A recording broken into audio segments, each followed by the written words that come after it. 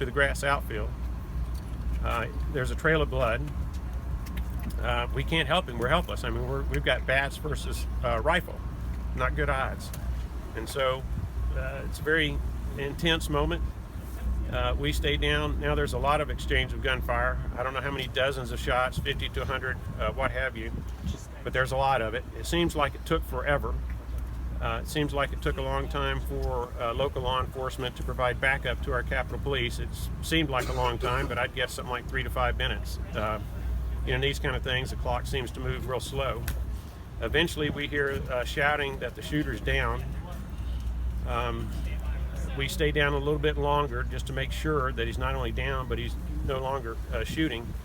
I think Jeff Lake was the first out of the dugout. I was shortly behind him, running to the out right field where Steve Scalise was on the ground.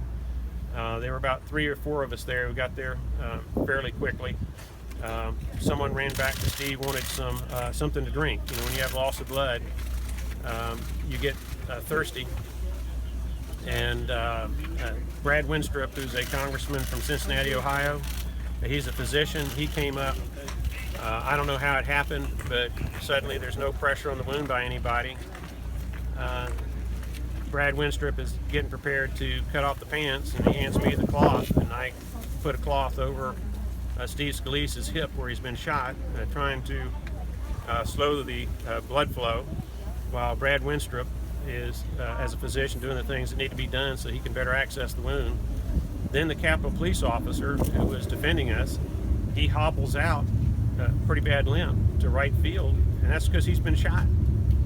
And we're trying to tell him to, you know, get back, Steve's fine, we'll take care of him, but he's loyal to the person that he's assigned to protect. So even though he's wounded, now I'm sure his adrenaline is flowing like everybody else's. He's trying to make sure that Steve Scalise is going to be okay.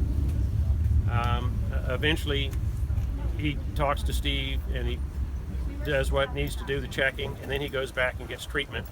Apparently, one of our Capitol Police officers was shot. I don't know how bad, but we did have a helicopter that landed pretty close to where Steve Scalise was, and whoever was shot the worst was taken off in the helicopter. I don't know which one it was, because at this time the local police have shown up. They've herded us into a circle onto a concrete basketball court that is right on the right side of the baseball field, and they have surrounded us, the staff, the congressmen, everybody there for protection in case there's a second shooter. And I think that's pretty much A to Z. There are probably parts that would come back to me that I've omitted as I try to work my way through all this. I think Steve's going to be fine. It was a shot to the hip. He was conscious when I was there. Certainly the staffer who was shot in the calf, I saw him carted off on a stretcher. He still had my belt around his leg to help reduce the blood flow. So I hope that helped him. And then, you know, our prayers need to be for the wounded. The shooter, quite frankly, I don't have a lot of kind things or thoughts in my brain right now about him.